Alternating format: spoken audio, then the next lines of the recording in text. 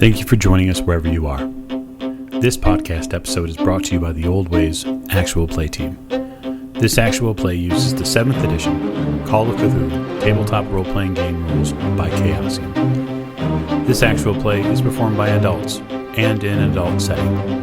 While we try very hard to stick to language for all ages, listeners should know that this podcast may include mature themes. All content, including names, places, events, companies, and etc., that may bear resemblance to entities living or dead, is strictly coincidental. My name is Michael Diamond, and for tonight's game, I will be your keeper. Thank you for joining us again on another episode of the Old Ways podcast. I'm your keeper, Keeper Michael, and we return to Horror on the Orient Express, where it appears our investigators are in a bit of a problem. But first, before we start, we want to thank all of our patron backers who help support the show. Specifically, some of new backers have joined. And so I'd like to thank John, and I'd like to thank Hapless Mage. I assume the crew will join me in their thank yous. And yeah, we couldn't do the show without you, so thank you so much. We'll continue with introductions to my right. Hello, I'm Mike, and I'm playing James Robert Fraser. And to his right. Hi, I'm Rena, and I'm playing Lady Elizabeth Fitzroy. And at the end of the table. Hi, I'm Giles, and I'm playing Simon Griffith, and thank you to both John and also to the Hapless Mage. To Mr. Griffith's right. Hi, I'm Miranda, and I'm playing Maggie Bellinger. And last but most certainly not least. I'm Martin, and I'm playing Richard Courtney. All right. So when last we left our intrepid investigators, they were aboard a ferry crossing from Dover to Calais. In doing so, they appeared to have noticed a coalescing form off the front of the ship. And it seems that it has swept itself up into a somewhat humanoid form. And as Mr. Griffith climbed the outer staircases to get up to the spotlight, he's put a light on that area of the ship, and determined as ever, Mags, or Maggie as we call her, has decided to get a photo of this strange occurrence with Mr. Fraser close by, just in case things get out of sorts.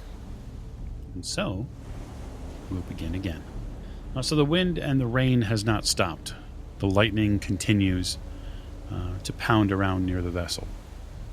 This form coalesces with a whip of wind, which carries from the back of the vessel towards the front. It almost seems to vacuum in or suck in all of the ambient air around it, whereas once that wind was going left, right, up, down, all over the place, now the rain is almost coming to this point on the ship. Just so you're aware, Mr. Griffith, when you put the spotlight on this form at the front of the ship, the gasps and screams from inside the vessel, inside that command cabin location below you, were audible enough to vibrate the roof. So I guess what I would like to get an idea of is, what is your first move? Well, first, as last time, I yell, "Miss Maggie, run!" Not like she listened to me. No, because Maggie was just thinking, well, I want to make sure the picture comes out, so I probably need to take two just in case. Well, Miss Maggie, you do hold the highest dexterity here. And so if you would like to make your, take your photo, we can say that that's what you're doing. Okay. We can move on to the next person. If your action is to take the photo, you'll have to steady yourself, obviously, because of the lurching back and forth of the ship in the storm. Yeah. Yes. Yeah. And I think I took a photo at the end of the last session, but I definitely want to get a second one just in case. Sure. Yeah. You snap it again, and you can see that this form almost turns its face towards you when it hears, or when you snap the photo itself. Like all the mechanical whirring seems to draw its attention. Between you, Mr. Fraser, and Mr. Griffith, who of you has the higher dexterity? Well, I have a dexterity of 60. I have an 80. Oh, well. Okay.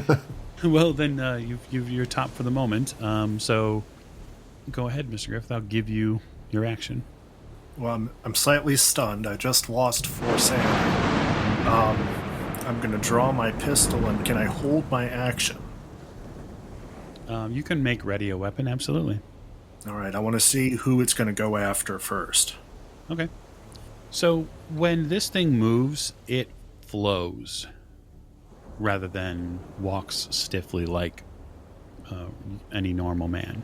That is one of the things that continues to rack your brain. So as it makes its way closer to this railing, which Maggie and Mr. Fraser are behind, it doesn't so much walk over the railing as it flows through it to put itself in front of them. So if you are holding your action because you'd like to utilize it, if your plan is to fire, then you'd need to do so now before it's completely within melee range. No, I'll go ahead and shoot now. Just one shot.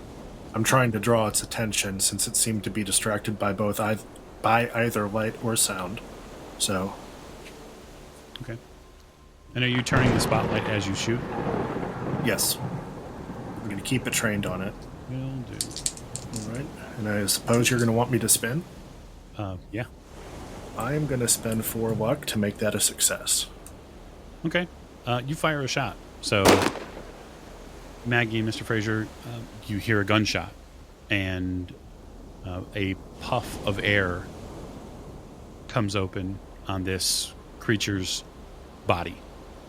Michael, what size is this creature? Is it much larger than a human being, or is it hard to tell? Because It is admittedly a little bit hard to tell, but it seems about man-sized. It isn't as I'll say it isn't as large as the token on screen may make it seem. Yeah, it's about man-sized. It's really not the size of the creature so much. It's that it didn't need to get out of the way of the railing. It flowed right through it like it was, well, air. and it sort of looks like it's made out of air.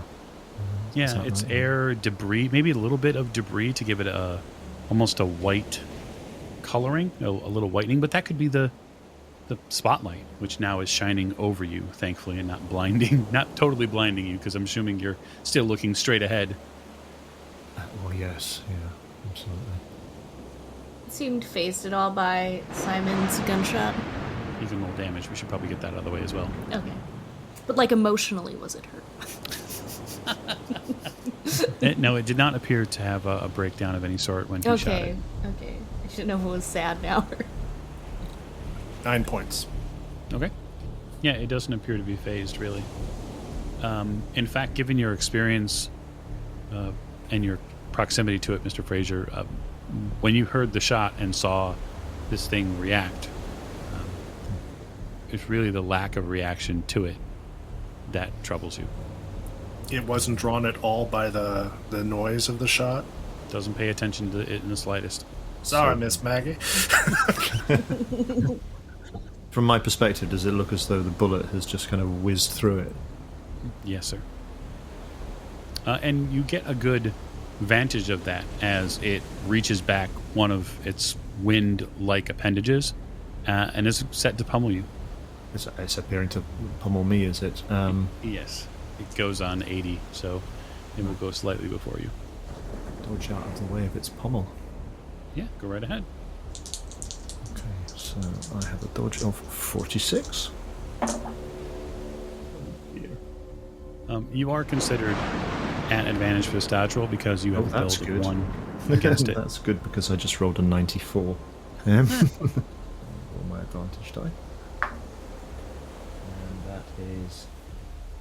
that is just a pass, 44. Just 44 under, what, 45? Under 46. 146. Okay. Well, you leap out of the way. Would you care to go right, left, or back?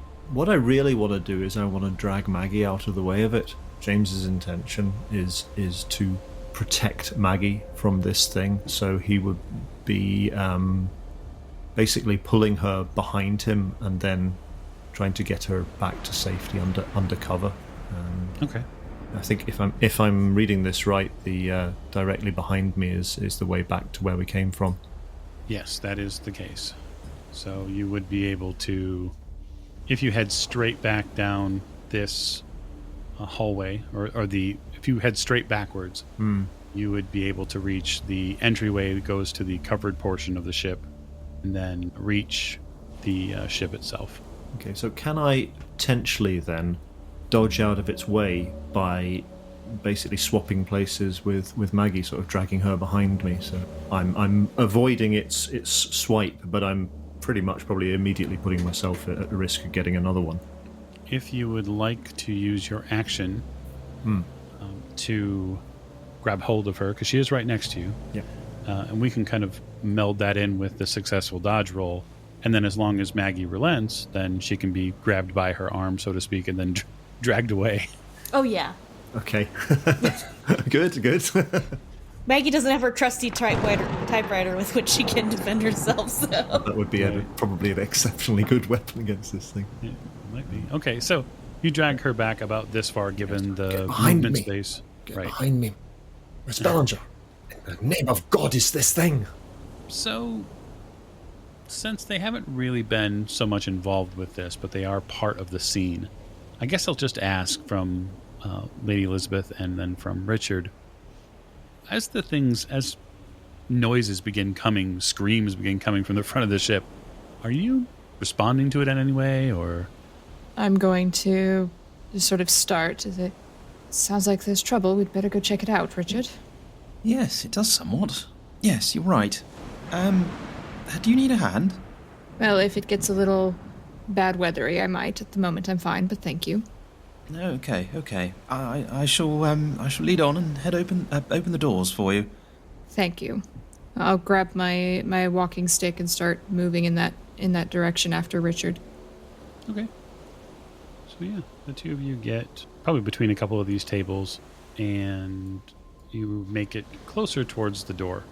The staff here are not yet, and not as of yet, reacting to what's going on. You can still see that the waiters and the rest of your fellow passengers are still just trying to deal with it being a very stormy ship. The ferry lurches quite a bit to its starboard side during this process. So for any of you who are moving, all of your movement rolls or your movement actions are going to be dex required next round. The toss of the storm is really creating havoc with trying to move down the hallways, or for that matter, even standing and monitoring this thing with a spotlight, Giles. So you'll have to steady yourself to make sure you don't tumble over. All right? Mike, this lifeboat that's right beside us where we're standing just now, is it covered? Can Yes, I sir. see? Yeah, okay. So I can't see the oars. Any You oars. cannot. But given that you've been on a few vessels, especially having gone to France during the war, you would know that the lifeboats would have oars in them. You just have to ferret your hand in there and grab one if you needed to. So that goes to Maggie then, at the top of the round. Yes, Maggie can't think of any ways that one would defeat wind, so she's probably going to try to make haste back inside for cover and protection. Warn the others, Miss Bellinger. Give me a dex roll, Miss Ballinger. 29. Wonderful. So a That hard is success. absolutely a hard success for you. So you not only don't have an issue with the tumble and roll of the vessel, you make quite a good way back in through the doors. You can see this, Mr. Fraser. She moves at a pretty high rate of speed. She's off like a shot. Okay, that's something of a relief to me. We'll put you there about mid-hallway or so. Okay. Giles. Would I get a bonus die for keeping my stance even while I'm studying the light on the creature, just because I'm holding onto the frame which is attached to the deck? So let me ask you this. Did you fire the gun with one hand or two? One hand. Okay, sure. Yeah, I'll give you an advantage, essentially, to make your death roll. Okay, I'm going to actually put my gun away because obviously it's no good. And I'm going to keep the light on the creature. And this sounds like crazy. I'm on the roof of the command cabin, is that correct? Oh, now, this is Call of Cthulhu. Everything sounds crazy. That is pulp, too. Slightly pulp. Am I on the roof of the command cabin? Roughly speaking, yes. I don't know if they can hear me, but I'm going to stamp on it and yell, "Get out of there! You can't do anything unless you have something against wind." And I'm going to keep the light strained, so I'll make the dex roll. Sure. I love the idea of you sounding like a raving lunatic on top of the boat here. That's great. Totally down with that. 43 under 80. Okay, you hold fast for sure. Are you going to continue firing at this thing, or No, I put my gun away. go away? Okay. This cloud, or this form, this humanoid form of wind and other bits, it falls into itself. It almost pancake flattens for a moment, and then it comes up as a torrent of flowing visual wind, and it moves at a great clip. It passes around you, Mr. Fraser, as if you're not even standing there. Within moments, Maggie, you can hear the writhing screams from beyond of some terrifying oral nature as they thunder through the hallways after you. And that's its action. Okay. Richard, you and Lady Elizabeth make your way through the doors here, because you're making sure that you can find out what's going on with your friends. And there is a there is a torpedo-like, object in the form of Maggie coming towards you. Maggie, are you okay? Run! We have to get inside. We have to get inside and close the doors. It's right behind me. Well, what's right behind you? A creature. We have to go. I will tell you more later, Richard. Okay. Richard and Lady Elizabeth, you feel the wind coming down this hallway, and as it thunders down this hallway, it rips up the floorboards and it destroys the paneling on the wall. Light fixtures start coming down, and you can clearly see probably a form of about a foot tall, maybe about a foot wide. It's a face, and that face has just a twisted visage of wrath, and it has this long row of teeth that swirl with the wind, and it seems to be screaming. What in God's name is that? That's a good question for your brain. Both of you roll me sanity. Oh, that's a fail. That's a fail for me as well, 83 over 70. Oh boy. Two of you failed. 92. Dear. Well, never do anything small, right, Richard? All right, so, Lady Elizabeth, that is 2 of your sanity I have taken. Richard, I'm going to take 3 of yours. Oh, I'm going to put them in my pocket for later. This is... Whoa, oh my God. It is quite something. That would be Maggie. Maggie would like to try to usher or pull Richard and Lady Elizabeth in. Are there doors where the creepy light bulb headed person is standing? That gentleman is basically standing in the doorway. There's a doorway in front of you that he is basically in. You can see that the door is somewhat propped open into the dining area where you were. And then there is another door which Richard and Lady Elizabeth probably came through, which is to your left as you face back towards that area. But if you want to continue going through there, you're going to have to either basically barrel into that person, or you're going to have to give me a dex roll to somehow ferret your way around him without upsetting the apple cart, so to speak. Yes. Or his tray of drinks and whatnot. Well, I don't know how dexterous Maggie would be. She's a pretty scared.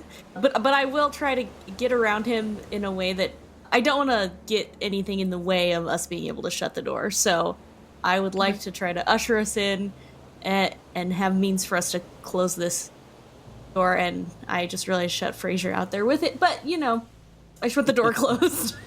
He's a man of means. He can, you know what stops wind? Barriers. That's what I'm thinking. One might think. So are you going to grab Richard and kind of yank him along with you? Well, yes, I either want to pull or usher, like push them or pull them, whichever would be easiest. Okay. I'm not sure if this would be a better doorway to go through. It probably would be, but my thought, I guess, is that Maggie was heading at full speed. Yep. So you're dexterous enough to make the hard left, and go towards that door if that's what you want to do. Yeah. You will, if you want to keep your speed though, you kind of be quickly ushering both of them, whether they like it or not.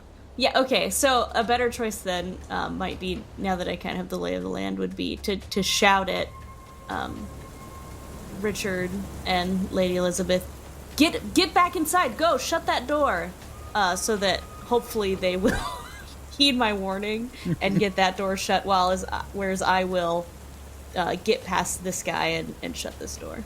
Yes, Lady Elizabeth, a hurricane comes at you in the form of Maggie. And an actual possible hurricane. Where's Mr. Fraser? He's out. Well, he's still outside, but we need to protect ourselves. I'm not closing the door and leaving him out there. Are you insane? He is a man of means and can handle himself. All right, Maggie, dex roll for me to get past Richard. Are you taking her cue? Richard will very much do as he's told. 67. Okay. So, Lady Elizabeth, are you staying here and not heeding the warning? Yes. Okay. I'm not shocked, but it's good to know. I'm not leaving Fraser out there by himself and closing the door, and so he's stuck out there. Sure, Simon, and then we'll go to Mr. Fraser. So the creature has gone inside at this point. Oh yeah, and quicker than a jackrabbit. I'm gonna drop down next to the command cabin. Does the cabin have a door? It does. I knock on the door, or if it's unlocked, I open it. Yeah, I mean, you see them in there, and they look terrified. They're trying to, one of the crew there is against the wall, like covering his eyes, and just sobbing.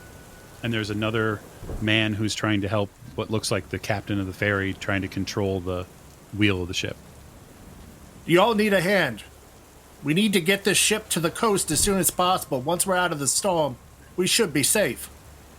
The captain looks at you and says, "Oh, we're trying to keep her upright. If you don't..." Do you need a hand? No. He waves you on. We've got this. I've seen worse.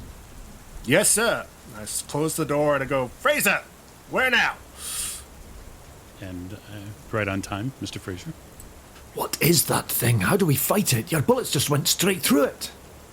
I have no clue, sir. Right, well, perhaps a bit of old-fashioned elbow grease will do the trick. I don't know about punching, but maybe fire? Fire Aye. heats air and oxygen. I was thinking fire myself, but I don't have anything other than my weed lighter. So inside there's bottles of alcohol. Aye, in the bar. And that's where Lady Elizabeth is, along with the professor. Right, well, let's get in there then. At the very least, we can distract it. So the two of you make your way inside then. Yeah. You can see, Mr. Fraser and Mr. Griffith, you can see just ahead of you, probably a good 15 or 20 feet, this wind has coalesced. It is not back into its humanoid form, per se. It seems to be a swirling cloud of wind at this point. And this is something you're seeing as well, Lady Elizabeth, because it's probably, again, a good 10 or 15 feet from you at this point. And it seems to have gone into a holding pattern here for a moment. Is there anything that, to hand, perhaps on the table beside me, like a bottle or something like that I can use as... I want to try and provoke it. I want to maybe throw something at it to try and get its attention and direct its attention towards myself. Why don't you give me a spot roll? No, unfortunately, I can't do that. Apparently. That's 82 over 70, so that's a fail. Oh, did you want me to make a dex roll to manage to stay on my feet getting back into the... Yes, I would, actually. Goodness sake. No, that's a big old fail as well. That's a 96. Okay, so you get to the hallway, and because of the lurching of the ship, you fall to a knee, and you scramble a bit, trying to find your balance there on the ground. Damn this bloody contraption. Put me on dry land, Mr. Griffith. Put me on dry land, and I'm your man. Lady Elizabeth, this cloud of air coalesces in front of you, and when it does so, it stretches itself out wide, almost as if it's a wall, and it then contracts. And when it contracts into a single steady stream of air, and it comes right at you. And so now, you and I are going to make a power roll. Oh no.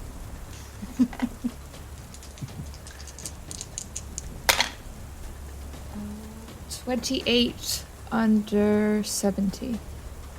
Hard success. You feel this gust of wind come directly at you.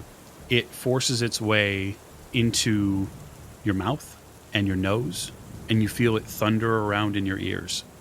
And you can feel it and every bit of granulity begin to try to push itself down into your lungs. And you steady yourself on the side, and then a bit with the cane, and you cough as hard as you can, and you expel it out back onto the floor for the moment. Take a bit more than wind, I think. Bastard. You obviously haven't been around my father. I'm gonna back up a little bit, if I can. Just a little bit. Sure. Richard, you still can get sight of this through the open doorway. I know that Maggie's trying to close the door, but it's unfortunately one of those almost saloon-style doors. So it doesn't properly close all the way unless you latch it at the top. So Richard will just shout out, Lady Elizabeth, come on! Come in here! Mr. Fraser, you hear that? Can I see anything through there, or is it...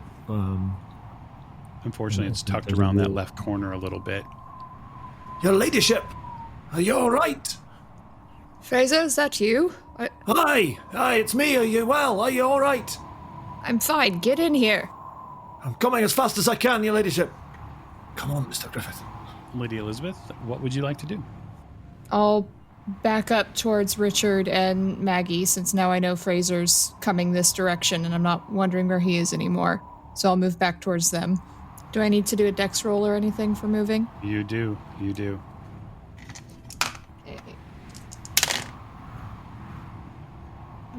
That is a 12 under 55, so almost an extreme. Almost. You do manage to keep your feet and move back through the door. So, I suppose I will give it to you, Maggie. It's your initiative round. So we have 2 sets of doors here. I couldn't quite get this one closed, correct? Correct. Okay. Well, bludgeoning instrument it is. Maybe I can draw it just enough for Fraser and Simon to be able to get in. Does the lantern appear to be the closest bludgeoning tool to me that I could probably wield? Likely, yes. Okay, yeah, I'll grab one of those. And I will pop out and swing this lantern at it. Okay.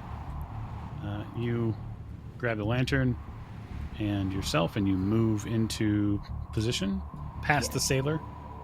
And then you can give it a good whack if you'd like. It's just a fighting brawl roll. Yeah, which isn't great for me, but that's fine. Oh, okay. So I rolled a 27. I will spend 2 luck. Oh, okay. So you spend 2 luck. And so that is a success for you. I'm going to call it a D3 plus your damage bonus if you have any. I mean, they are metallic encasement, but there's only so much oomph behind the lantern. Yes, I don't have a damage bonus, so it's just a 3. Okay, you give it a good solid whack, this coalescing cloud. And funnily enough, when you swing through it, there is definite, there's something there. Like it doesn't visually seem like there's enough there to connect with, but you swing it into this thing, and this cloud of air is far more dense than you'd first realized. Mr. Griffith. Yes, sir.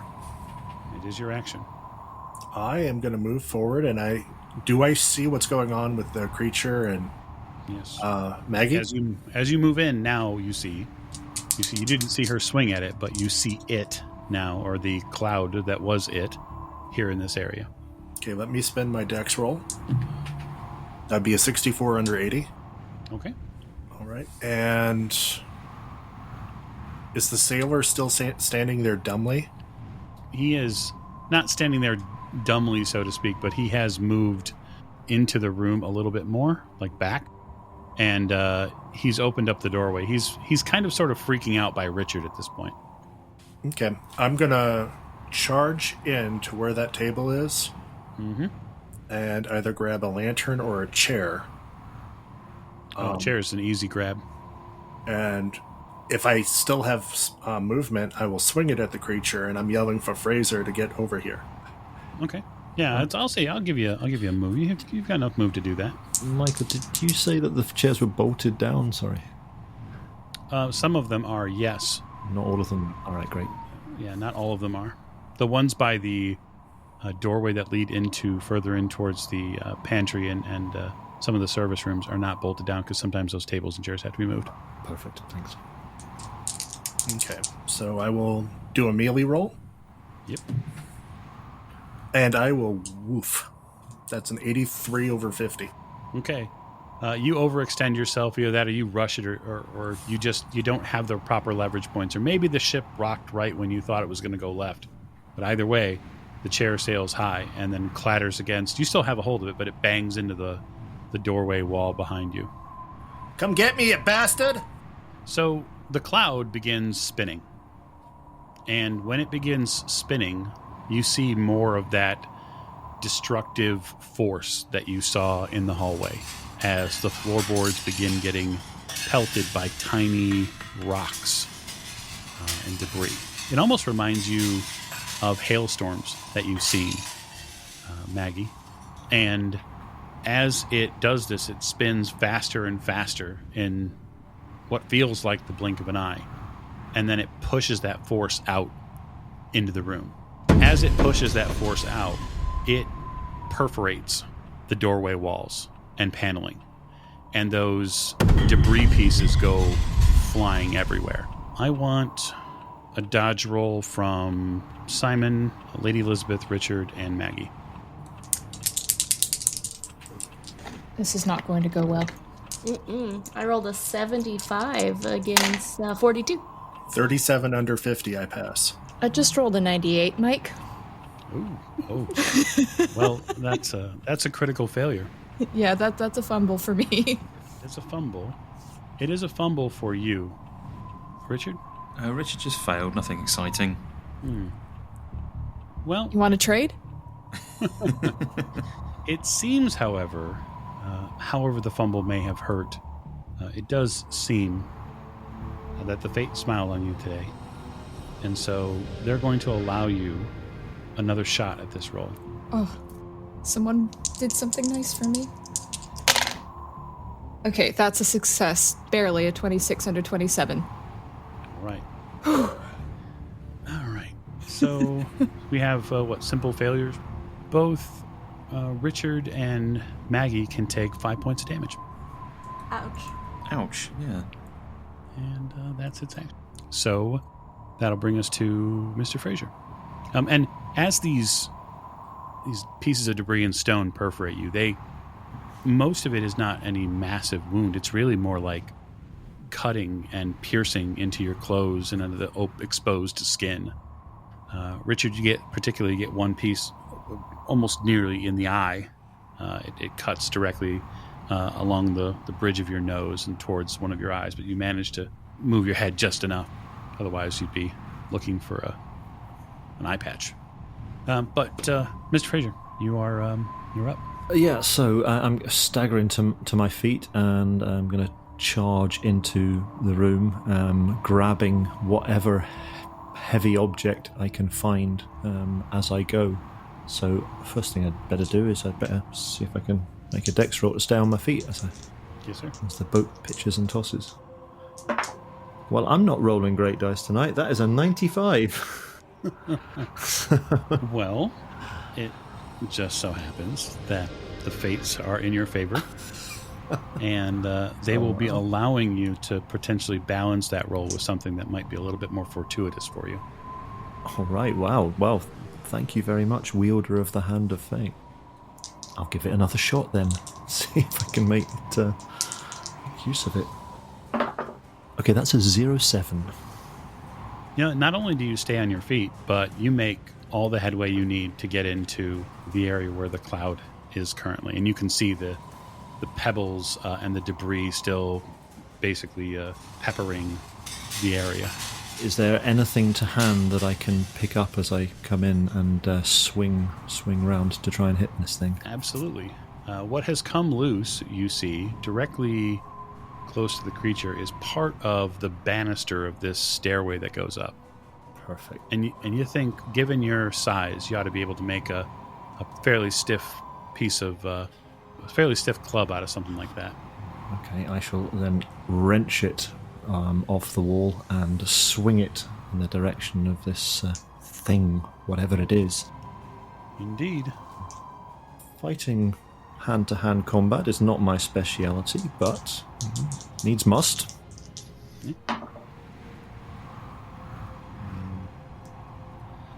That is a 47, which is just a little bit off. I need to spend 9 luck to make that a success. I think, given the nature of this thing, and given the fact that her ladyship is in peril, I am going to spend that luck. And Okay. make that into a normal success. It's going to die. It dodges, does it? Cheeky blighter. It does when it does in certain circumstances, but not this circumstance. With the 91, it does not dodge at all. So go ahead and roll me some damage, including your damage bonus. Okay, so I have a damage bonus of 1d4. What kind of damage does this big club that I'm It's a holding? big club. Part of me wants to say D4, but let me just double check here. I want to see if there's club large.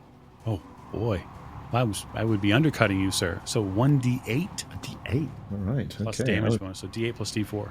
Okay, so d8 plus d4 as Mr. Fraser swings an uppercut towards where this creature's head, if it had a thing that was really a head, seems to be located.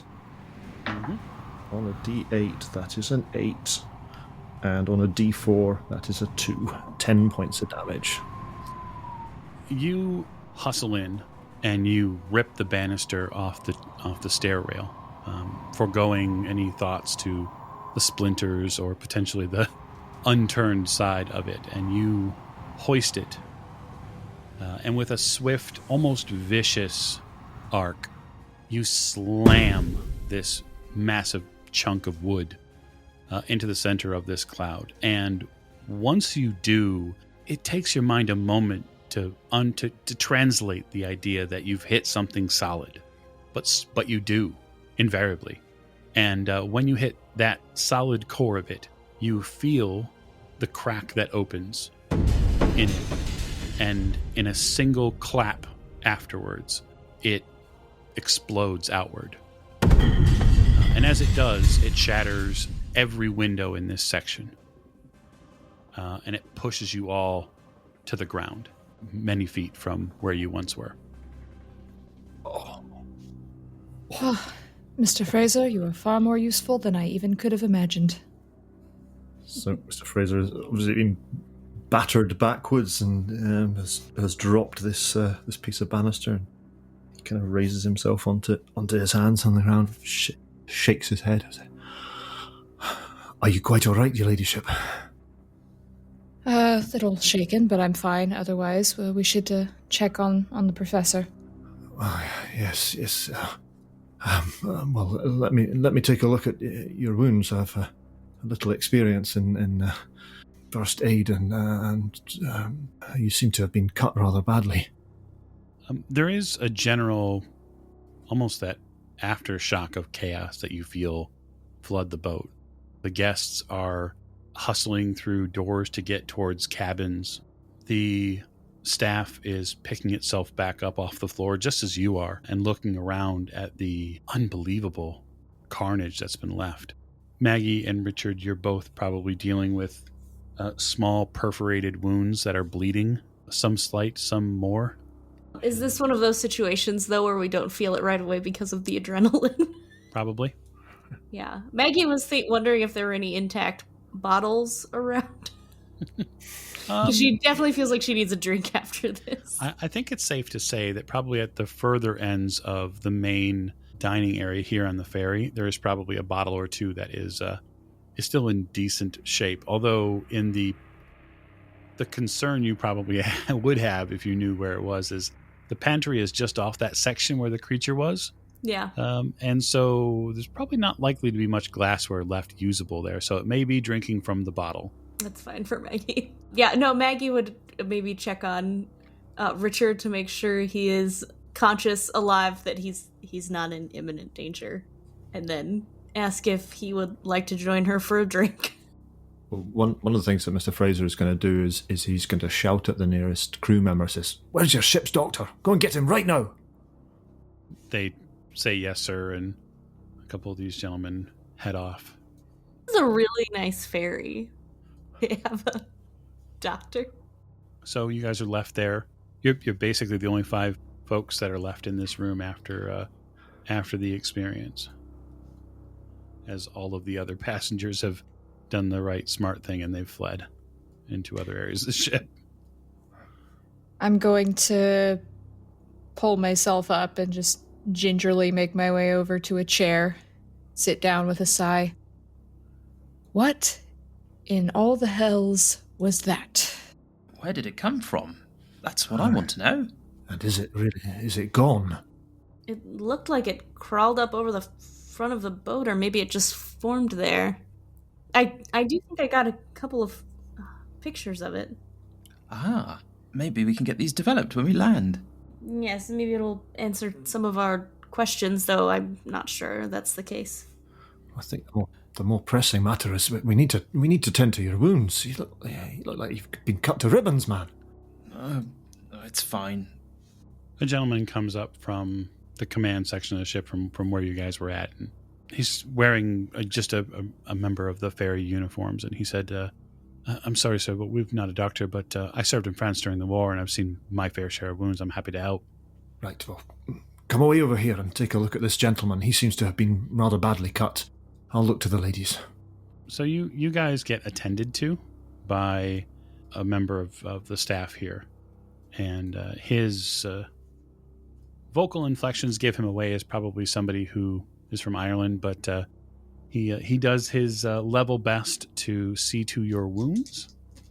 And I will roll his first aid. Hey, he's not bad. All right. So Richard and Maggie can recover a point of damage. That's a little better. I'm terribly sorry about the storm. I've never seen anything like that. No, did you see where that thing came from? Thing? He looks at you strange. The wind, whatever it was.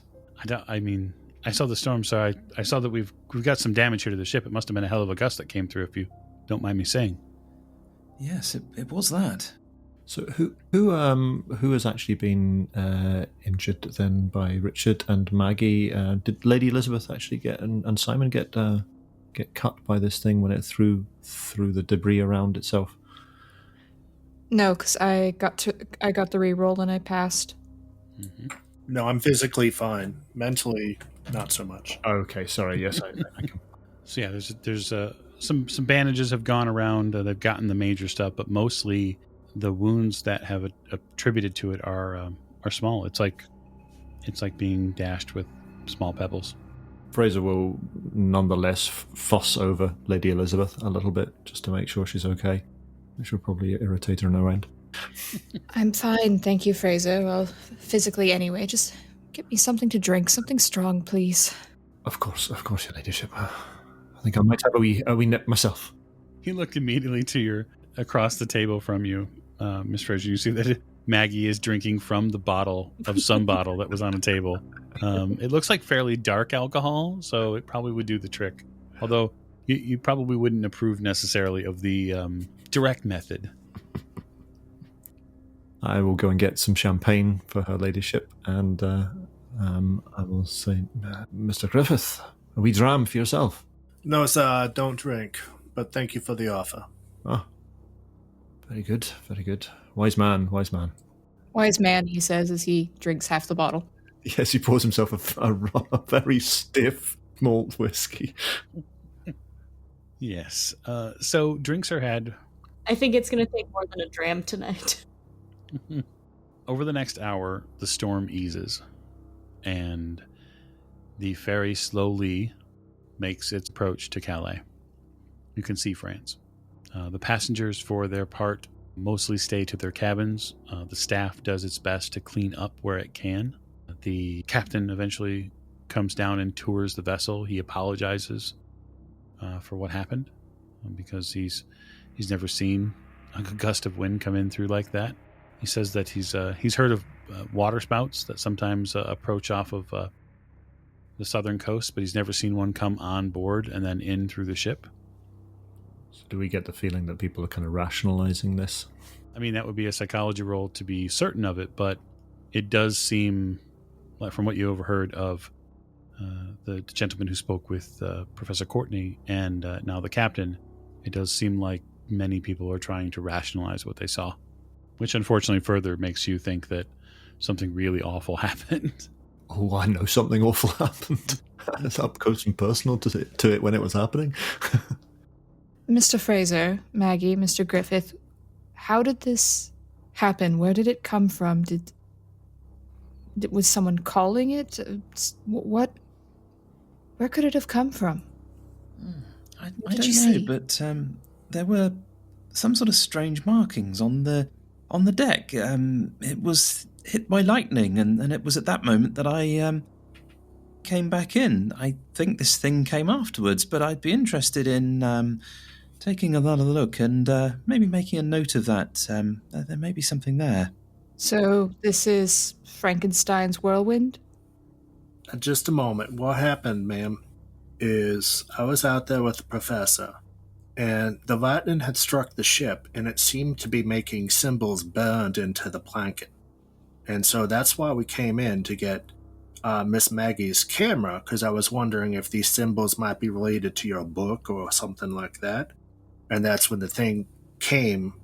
I don't know what you're talking about, summoning, calling, or anything like that. I don't know any of that, but there's some burned planking up there that may have some of these symbols as you're talking about on it.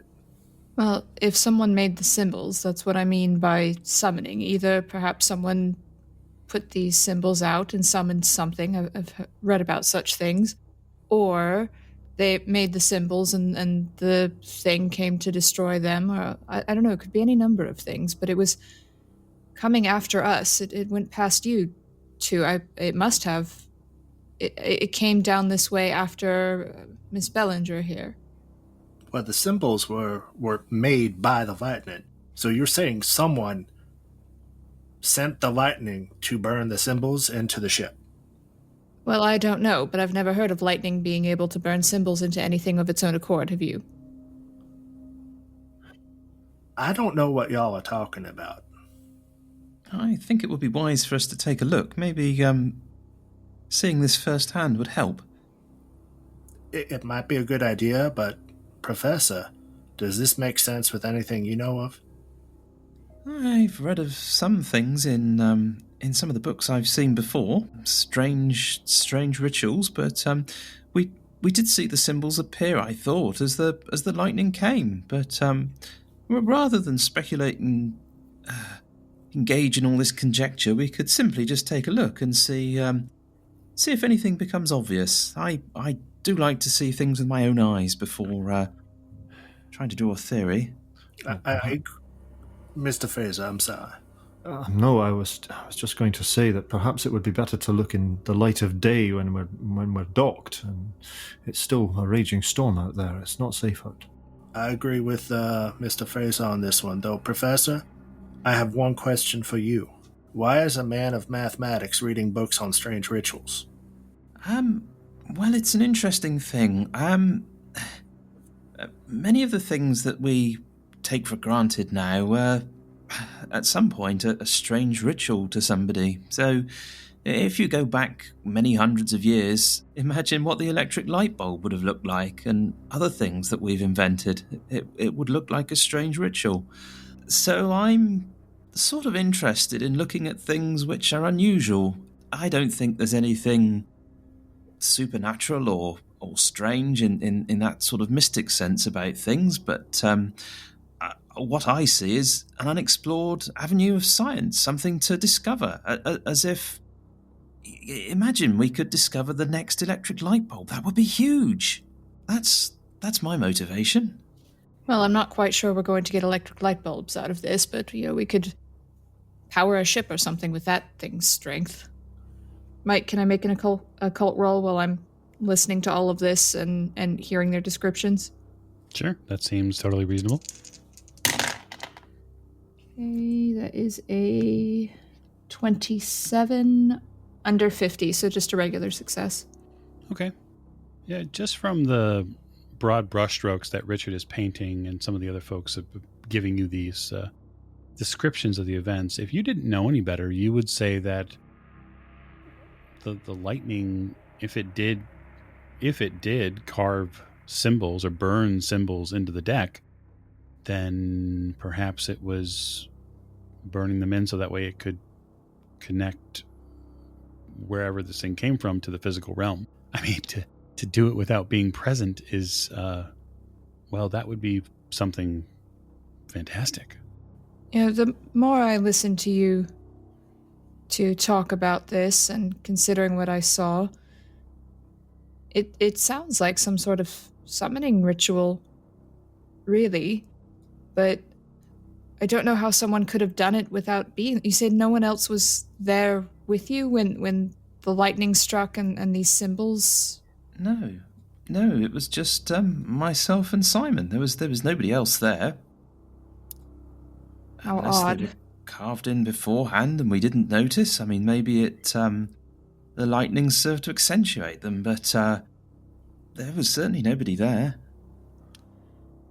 I wonder if there's some sort of magic or ritual to cast something from afar. I haven't read anything like that, but I suppose I could do some research. No, it doesn't Troubling. seem familiar.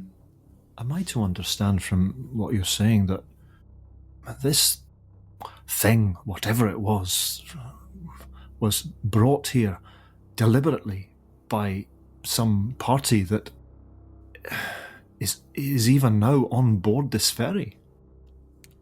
Well, it's entirely likely, considering it went straight for Miss Bellinger here and ignored you for the most part. It seemed to be seeking us out, which makes me think it's either someone who knew we were on this ferry, or it would have to be someone who is actually here, and I'm more inclined to think it's someone who is on this ferry with us, because I don't know what kind of power you would have to summon such a thing from miles and miles and miles away if you don't know exactly where the boat is.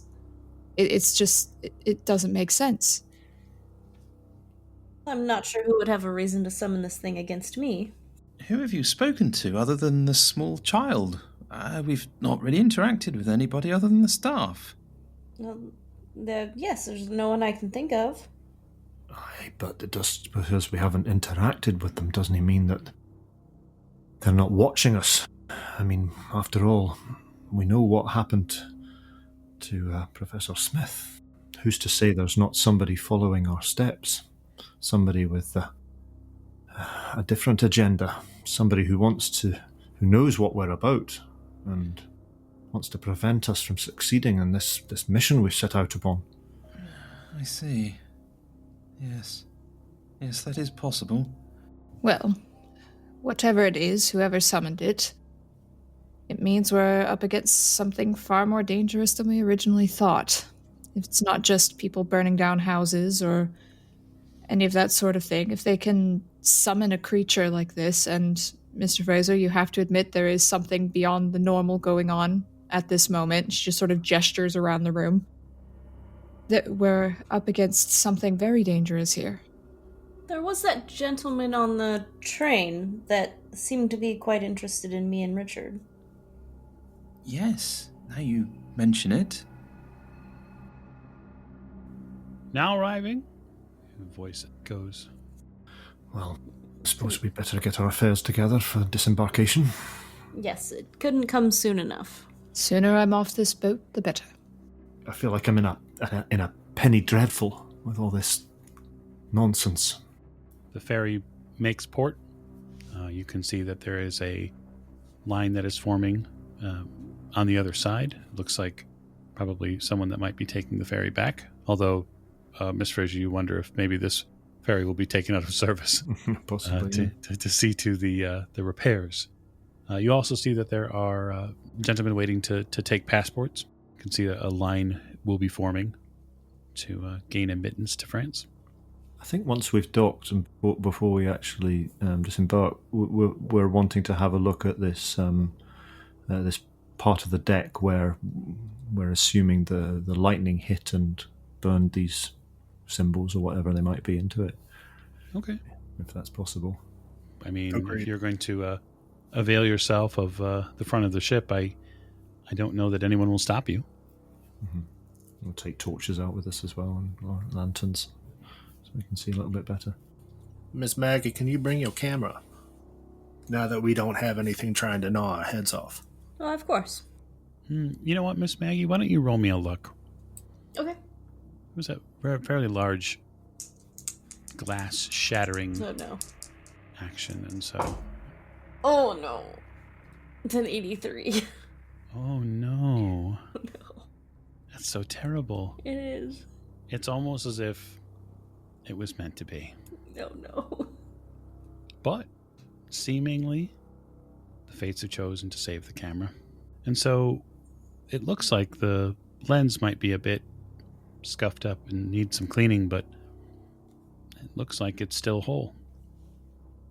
And Maggie initially panics, thinking, oh my gosh, something may have happened to the camera, but as she's kind of wiping it clean of any debris, she's very relieved to find it still intact. Indeed. So you make your way out to the front of the vessel as people are beginning to disembark, and you get a clear view of the front of the ship. And there in the soaked wood is a symbol burned in by this lightning strike.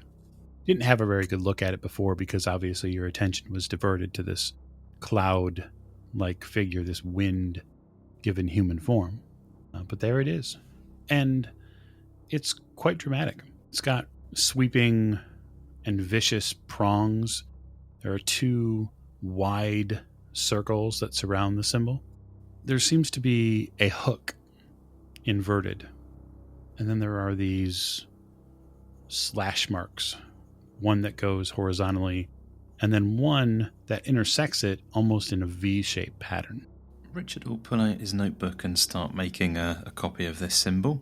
Is it something that he may have seen before? Maybe not specifically, but a symbol like it, maybe in something that he's read in the past. No, you can be fairly certain that you've not seen it before. Something completely new. So he'll nod and curious, and he will just sort of try and inspect it to see if there's any, obvious cause, whether it looks like it could have been just the lightning or whether there's any sort of metal or chemical residue or something. Okay. Yeah, you give it a good inspection. It looks like charred wood, Professor. There doesn't seem to be any residue or remnants that left, although you can tell that whatever it was when it hit, just by the still, tiny tendrils of smoke that are coming off the deck, it was hotter than a pistol when it landed. Curious. So he'll finish making his diagram and close his notebook, pop it back in his pocket. I've never seen lightning strikes make a circle before. Yeah, it's rather strange. Member of staff arrives behind the group. I'm sorry, we're disembarking? If we could have you come this way? Oh, of course, yes. The gentleman sidesteps and just kind of calmly sits and waits for you to leave the front of the ship. As I pass by him, I just want to assure myself that this wasn't here before. the evening, and I'll say to him, "Excuse me, is the markings, that design on whatever it is on the deck there? What's that all about?" You see him turn and kind of look over at it. Well, I heard we'd been struck by lightning. I hadn't realized where it was. Better get that seen to then, I would say. Eh? Right away, sir. You all disembark. Slowly but surely. Some of you are a little bit more tender than others. But the sturdy soil of France is soon under your feet, as is the ever-vigilant officials who would like to check your passports. And it's not too difficult getting through passport control. It's fairly straightforward. Unfortunately, there's a whole lot of passengers that were aboard the ferry. But after that, Mr. Fraser, you would know that you'll have to either get a carriage or coach to the station. Yes, I'll hail a cab or whatever is available. Yeah, you'll have to probably take 2 of them, given the size of the group, but you are able to do so. And then probably a good half an hour or so later, you find yourselves all in front of the train station in Calais. And you can see in this station a bit of a different view than the one you saw in London. In here, the broad sides of the Orient Express coaches await. Blues, whites, yellows. Members of staff of the Orient Express have turned up just like they did in London, but there's almost something different to this. This train isn't amber and cream color like the Pullman cars were. These must be the real thing, and they are every bit as beautiful as the last ones, but the staff here has gone from wearing the blues like they were in London to every one of them now are wearing white. And it's a magical feeling.